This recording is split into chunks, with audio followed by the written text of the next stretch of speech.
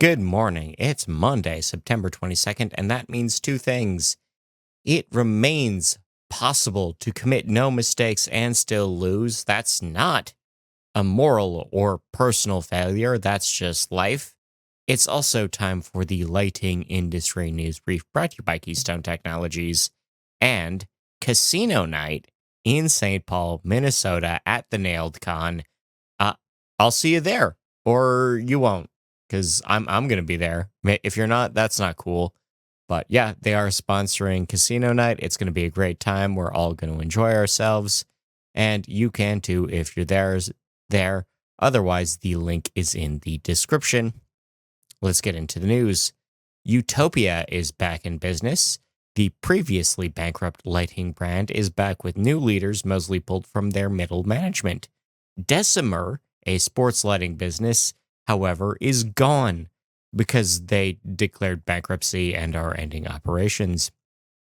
TCP has sold their land and their plant to investors. Their HQ in Ohio is subject to a sell and leaseback deal. A PE firm has bought Lumefficient Lighting. No details disclosed in that deal. On the tariff tracker, we are seeing tariffs spiking small business loans, particularly in the import and distribution business. The supply chain is about to get real weird, according to some analysts, and Canada and Mexico have negotiated a second supplemental agreement to the USMCA. Ucor has partnered with Metallium. This is a new deal for rare earth oxide refinement. Southwire has partnered with Current OS, specifically to expand their direct current lighting offerings. Q4 at Ferguson shows sales up 6.9%. Nice. KPMG has released two new reports. One claims that AI will make energy use more efficient. The other claims that retrofits can't reach net zero goals. And I'm just going to say, if you're using AI, you're definitely not going to hit any energy goals because AI uses so much power. Anyway, Blueprint Lighting has partnered with Thomas Hayes Studio. This is a new design deal that will expand their reach so that they're on both coasts of the U.S. Orion has secured $11 million in new projects. No details, but this will be for lighting and EV charging. The DOT is considering new options for safety lighting on runways. This is a partnership with the FAA, and they are seeking input from all partners, specifically to improve safety for workers on the ground as they go away, as they go about their business. They're not going away. There's no robots stealing their jobs yet. We have a report from a number of people, including Reuters, that claim that current DOE and EPA policies threaten multiple industries, including the lighting industry. We have a new PPP, Public-Private Partnership for American Freight. The Advanced Freight Partners Program will take in comments from rail, maritime, and truck shipping industries to improve their businesses. NEMA has launched a new career development program. This is a new online program for training. Commercial Residential Aluminum has bought American Lightscapes. One makes aluminum enclosures, the other makes pool lighting. Southwire has set up a new shop in Indiana with 1.4 million square feet in the town of Bremen. Sonepar has published their energy transition plan with a new strategic white paper. MIT and GE Vernova has partnered on energy with $5 million in research initiatives coming down the pipe. Gotham Lighting has partnered with Earthlife for a new agency initiative. Ammunition has been named the marketing agency of record for plumbing distributors. This is a wholesaler, and they've picked a new branding team.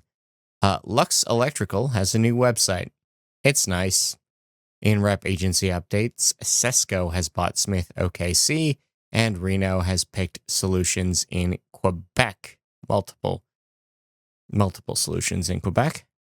In events and webinars, the ALA Con has announced their talks with a focus on AI, design, and economics. You can now sign up for NY Controlled. Reg is fully open for the October event. We have a webinar on November 3rd from the Good Light Group and how you can create better light indoors. NeoCon has launched a new 2026 lighting show within a show at Chicago's Mart. The Interiors Industry event is adding a sideshow for lighting, and the Hong Kong International Lighting Fair has partnered with the Hong Kong International Outdoor Tech Light Expo so that both those events will happen over the course of October 27th to 31st in Hong Kong. In legal news, Fort Lauderdale, Florida has sued Traxon. A failed facade lighting project is in question, and who owes who will be decided there. Apple has patented photoluminescent backlighting. This is for their laptop keyboards, but who knows if this lighting solution ends up anywhere else. In IoT news, the National Kitchen and Bath Association has partnered with CEDIA's Commission Research Study to integrate technology into home design. This is starting with a survey of adoption and interest in smart home and decor options. We have a private equity firm buying Epco and PDU. Windjammer Capital has spent some undisclosed amount for both. LoRaWAN is ready to launch Concept 13 with a new consultancy.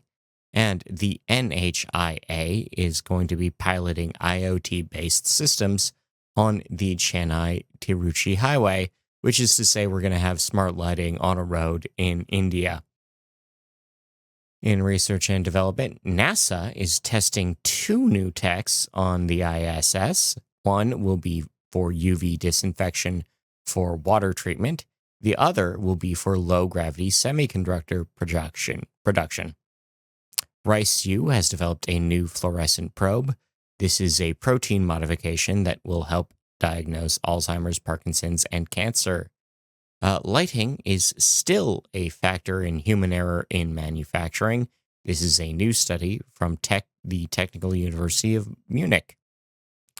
On the dark side of things, chronic insomnia has been linked with cognitive decline. Sleepiness has been linked with skin temperature. Circadian stability is key to neurodevelopmental disorder management. Your gut biome has a circadian rhythm. What does that mean? No one knows yet.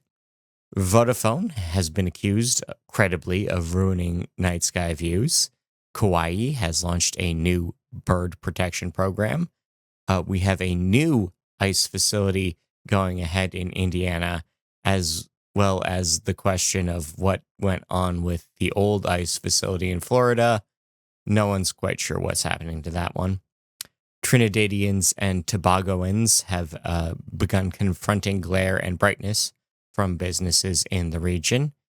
The state of Texas has issued an executive order that double bans cannabis. Edible Garden is expanding operations. The CEAG World has announced their Impact Awards. Penn Grows Microgreens is going to grow microgreens in Bucks County, Pennsylvania. We have new AI for soybeans. We have new robots to pick strawberries. And we have Aurora updating their gear at their German facility. In recommended reading, all these links are on nailed.org if you need them. First off, Randy Reed would like us to know that it's not what we said, it's how we said it. U.S. Lighting Trends has some questions for Nailed about their open letter as well. Lark is now the best UV-based self-cleaning water bottle, according to Wired. The Fast Company wants us to ask the question if we can really efficiency our way out of energy demands. Light management systems in commercial spaces is a thing you can learn about. We can also talk about darkening spaces matters just as much as greening spaces. Your farm's lighting might be attracting cricket swarms. We have new discoveries and discussions in Smart Home Chic. We have the question of whether smart bulbs might be out. Maybe it is the year of the smart switch. We also have back to school for lighting controls. Why is no one aware of the Cyber Resilience Act? We have a recap of the Keweenaw, Michigan Dark Sky event. We have a recap of ArcLight. We have life being better without your smartwatch. The smartest places to install connected bulbs in your home. And so-called moonlit gardens actually need lighting. We also have a case study of circadian lighting use at a JW Marriott in Virginia. In local news, Harris County, Texas's Toll Road hasn't had street lighting for a whole year. Long Beach, California is offering new efficiency grants. Huntington, West Virginia is planning new street light repairs. We have new grants for homeowners in Denver, Colorado. Amoresco has finished projects at Ave Maria University in Florida. Las Vegas, Nevada is offering new security programs.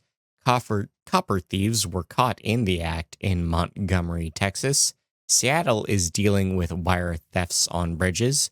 We also have copper thefts continuing in Fairfax County, California. In Chatham, Kent, Ontario, a man was caught stealing emergency lighting fixtures from inside a building. Tifton, Georgia is planning some new lighting changes. We have $2 million to repair bridge lighting in Toronto, Ontario. Lee County, Florida residents are demanding more street lighting.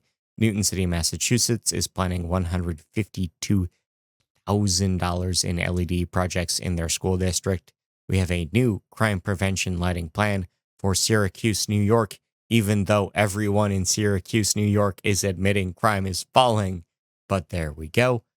Chico, California PD have redesigned the lighting in one of their interrogation rooms. We have new sports lighting going up in Cartersville, Georgia. Brockton, Ontario has updated their field lighting for their baseball fields. We have new bus shelter lighting going up across Albuquerque, New Mexico. We have school districts beginning to ban light-up shoes over concerns about visibility during active shooter scenarios. Internationally, Essex County in the UK is going back to full night lighting. Harelbeke, Belgium is switching their street lighting plan from completely dark after 11 to just dim after 8. And Artec has bought Powerlight Fitzgerald in the UK. In sports news, Cleveland has approved changes for lighting at the Browns Stadium, and the Maine Nordiques minor hockey league team can't actually pay for their new rink lighting, among other things. We also have a new sales team at Quorum. You can also check out the new light display at Disneyland Paris's Hyperspace Mountain. You can build your own lampshades if you're on a budget. And in the return of the debunking zone, no, really, Walmart is not switching their stores to 10,000K lighting. No one's doing that. That would be bad. Also, check out sensory-friendly lighting if your local grocery store offers that. I've been Scott Wachter. I want to thank you for your time, your attention. I will see you at the Nailed Convention, or I will see you next week. Take care of yourself. Enjoy the music. I see